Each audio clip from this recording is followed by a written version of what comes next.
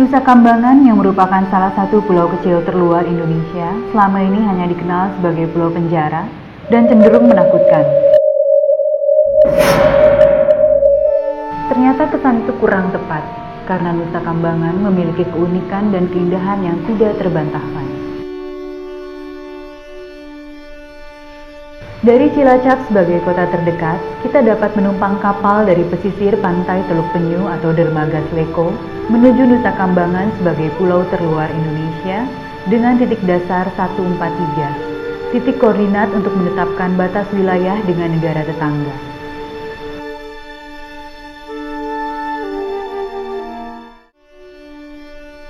Dari data yang saya dapat, keunikan karakter fisik pulau ini adalah di bagian utara pulau terbentuk dari karst, daerah kapur, dan di sebelah selatan terbentuk melalui aktivitas terumbu karang yang sudah mati kemudian terangkat.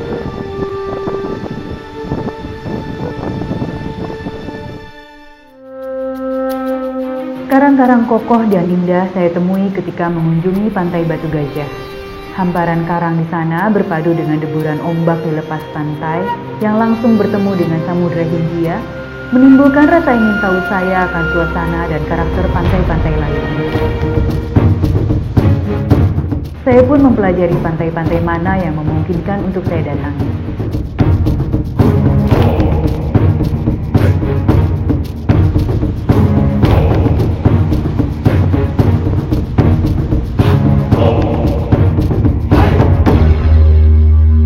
Pantai Karangbolong kemudian menjadi tujuan saya berikutnya. Pantai ini ternyata sudah menjadi tujuan kedatangan para wisatawan karena di sini terdapat situs bersejarah berupa benteng peninggalan Portugis yang masih berdiri sejak dibangun tahun 1825 walaupun sekarang hanya tinggal puing-puing. Dari pengamatan saya, ketebalan dinding benteng di atas rata-rata tebal dinding bangunan pada umumnya menjadi salah satu identitas benteng pertahanan yang harus kokoh dan kuat. Sementara ciri arsitektur Portugis masih dapat terlihat dari bentuk arch di atas bukaan pintu dan jendela bangunan. Layout benteng pun menarik untuk ditelusuri dan diteliti lebih lanjut. Ruang-ruang bawah tanah tempat penyimpanan senjata, persembunyian, peristirahatan para tentara dan jalan pelarian benar-benar dibuat dalam perancangan yang matang. Namun sayang, potensi wisata sejarah ini kurang mendapat perhatian serius dari pihak terkait.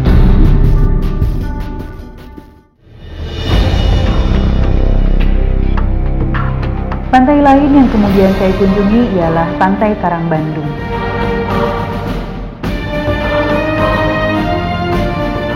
Pantai di sini dengan jelas memberi gambaran bagian selatan Nusa Kambangan yang terbentuk dari karang dengan adanya karang-karang berdiri kokoh di dekat pantai, juga tebing-tebing curam di bibir pantai. Sebagai habitat hidup lobster, banyak pencari lobster yang datang ke daerah tebing-tebing curam ini untuk mencari lobster, kemudian dijual. Berlalu dari Pantai Karangbandung, berikutnya saya menuju Pantai Permisan. Ketika menuju pantai inilah, saya melewati bangunan-bangunan lapas yang terkenal itu. Dan sesampainya di sana, suasana tadi berubah menjadi pemandangan laut lepas yang sangat indah dan ombak tinggi datang berlarian menuju pantai.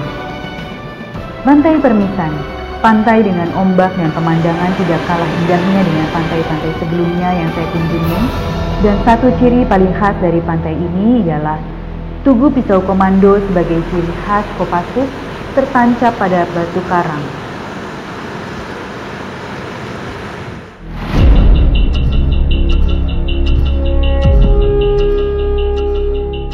Beralih dari penyusuran pantai-pantai, saya mendatangi hutan bakau.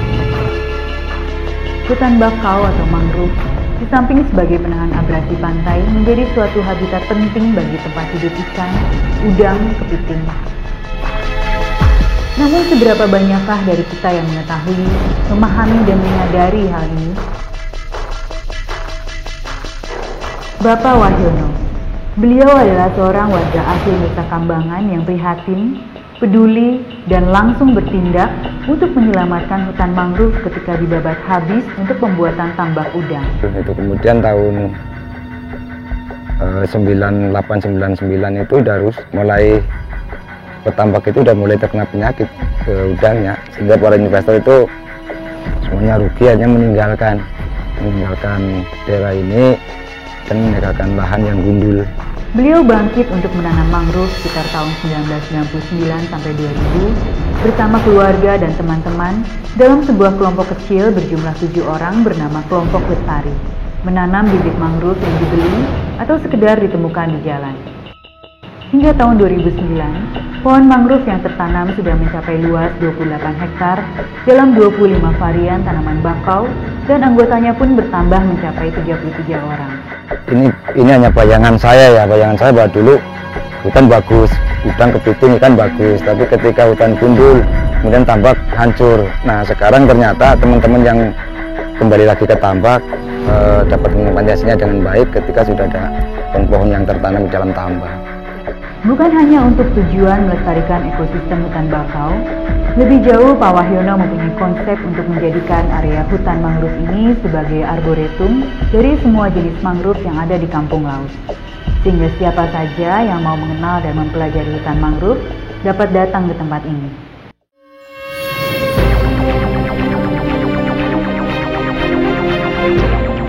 Saya beserta rekan-rekan peneliti dari Institut Pertanian Bogor, Dika dan Libi yang datang ke Arboretum Pak Wahyono tertarik untuk meneliti ekosistem hutan bakau ini, mencatat jenis-jenis bakau yang ditanam serta mengamati pertumbuhannya, juga mengukur pH air walaupun pada waktu itu air agak surut, menjadi bagian dari penelitian yang kami lakukan.